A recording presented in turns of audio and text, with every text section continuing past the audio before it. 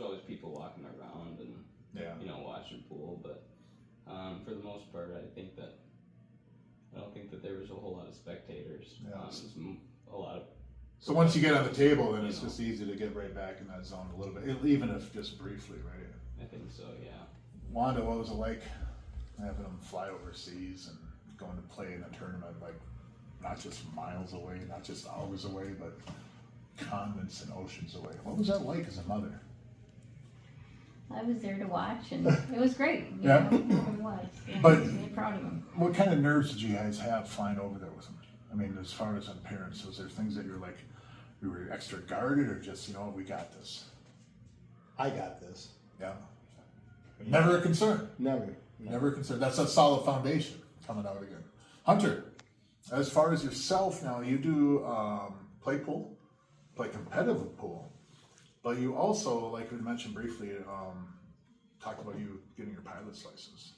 Tell us a little bit of your experience about going up with Jerry and what you've done since. How many hours do you have to do to actually get your license? Well, it's been so much fun ever since I started.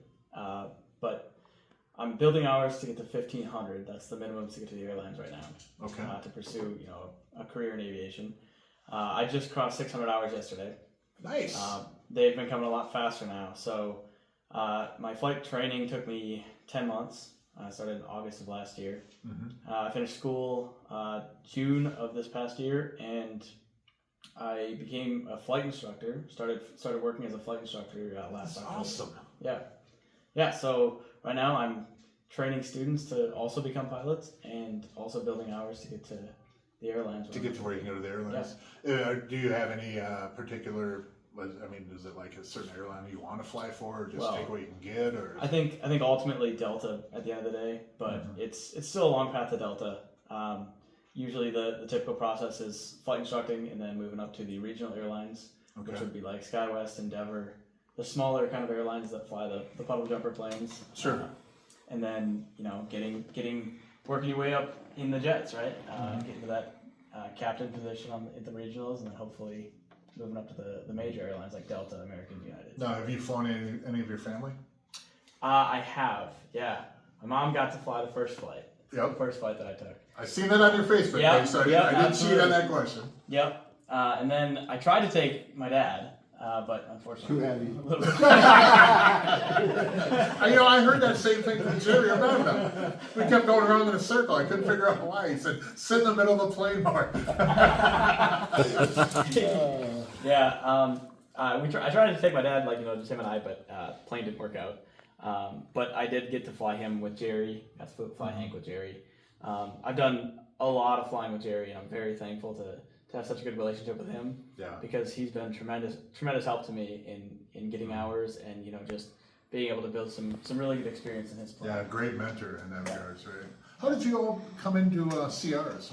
You live down in Laconia, which is a little bit of a drive. How did you end up playing out of CRs? Was it shooters first? Was it CRs or? It was the Shooters Junior League. Okay. Yeah. And then TNT, we get with Kennedy. Then we played a lot of leagues out of there. Boy, that's even a further drive for you. Yeah, they're all. Waconia, they're all an hour. Yeah, they all are. Waconia, for people on the podcast here that aren't from this area, is southwest metro, roughly maybe 30 minutes from Minneapolis with good traffic. Yeah, 30 and then TNT Billiards, which is Twin City Billiards now, was in north of St. Paul, and then Shooters is in Burnsville, which is south metro, down by me in Pryor Lake area. So you went from Shooters, the junior league down there, is it still run by Dax? Dax, yeah. Dax has had such an influence on so many people. Tell me a little bit about your experiences with Dax. Yeah, he was my first ever real coach. Taught me a lot. From the break to how to stop a cue ball. But no, he's been great, and he's provided a great foundation for me. Were you in junior leagues? Were you in juniors at Shooters before you got the table at home, or did that come after? It came after. Okay. Yes. Yeah. So I already had a little bit of experience, I suppose, but it provided me with a lot of opportunities through that junior program. Met a lot of people there. Yeah. Austin Olson. Yep. Yeah. Your Scotch doubles partner that has handed me and my partners losses 1, 2, 3, 4 times in a row. That Austin Olson. Yeah, so it's been good. I'm very thankful for that. Have you ever thought about as far as mentoring any junior players as well that are coming up? Maybe, yeah. I met that Chip Allen. Chip Yep. Allen, yes. He's taken a liking to me, and I've taken a liking to him. And, Yeah, I've seen. He's actually had sat in my chair and do the commentary again at live on the Scotch doubles match at the CRs, and he does pretty good for a little kid in that chair. He wants my chair. I told him I'd be honored if you take it from me. I really would. And you are also going to be doing some commentary. I've seen. Oh, that's Slate for a match, right? Yes, Dave O'Keefe, and I'm commentating with Demetrius Chalas Yep. on Dave O'Keefe's match. So. That is awesome. Good for Yes. you. Good I for didn't you. hear about